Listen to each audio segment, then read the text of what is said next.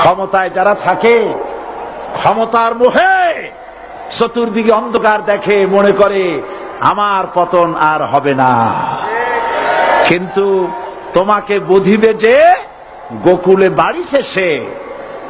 গাড়ির চাকা সব সময় উপরে থাকে না। গাড়ির চাকা সব সময় উপরে থাকলে গাড়ি তো চলবেই না। গাড়ির চাকা ঘোরে বলেই তো গাড়ি চলে। সুতরাং এই উপরে তোমার চাকা উপরে এখন আছে বলে, তোমার দলের চাকা উপরে আছে বলে যারা মানুষের উপরে জুলুম করছো, আলেমদেরকে ধরতেছো, মুসল্লিদেরকে ধরে ধরে জেলে ঢুকাচ্ছ, সময় আসবে এমন ইন্দুরের গর্ত অপমানা পালাবার জন্য।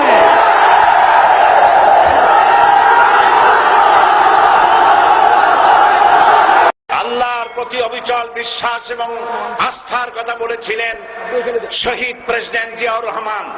সেটাকে মুছে ফেলে দিয়ে উনি সেখানে এমন এক আইন মন্ত্রী দিয়েছেন, আমি বলি আমার ভাষায়, সরকারকে ভূতে ধরেছে।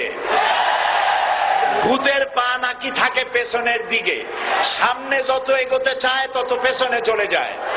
সরকারে কিসে ধরেছে? ভূতে ধরছে। সরকারের মাথার উপরে চেপেছে বামপন্থীরা।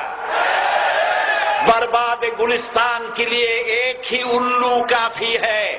गुलिस्तान की हर शाख पे उल्लू बैठे हैं, फिर अंजाम गुलिस्तान क्या होगा?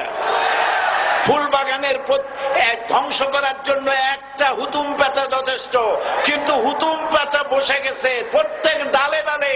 ফুল বাগানের অবস্থা কি হবে আল্লাহই জানে। শিক্ষা ব্যবস্থায় তিন নাস্তিক বসা। আইন যাকে দেওয়া হয়েছে তিনি আইনের চেয়ারে বসে সব বেআইনি কথা বলতেছেন। তিনি বলতেছেন ধর্ম ভিত্তিক রাজনীতি চলবে না।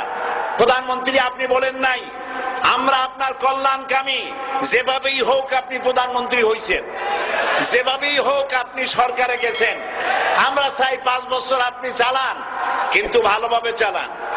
যাদেরকে বসাইছেন এই লোকগুলির একটু চেনেন। এই লোকগুলি হচ্ছে তারা যারা আপনার পিতা স্বাধীনতার স্থপতি প্রেসিডেন্ট মরহুম শেখ মুজিবুর রহমান, যার জনপ্রিয়তা ছিল আকাশচুম্বী, সে আকাশচুম্বী জনপ্রিয়তা থেকে মাটির সাথে ধসিয়ে দিল কারা? তাদেরকে আপনি মন্ত্রী বানিয়েছেন।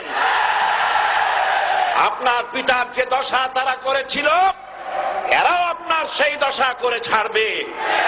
তার প্রমাণ হচ্ছে মন্ত্রী বলছে ধর্মনিরপেক্ষ ধর্মভিত্তিক রাজনীতি চলবে না। আপনি বলেন নাই, উনি বলেছেন। আপনি প্রতিবাদ করেন নাই, আপনার প্রতিবাদ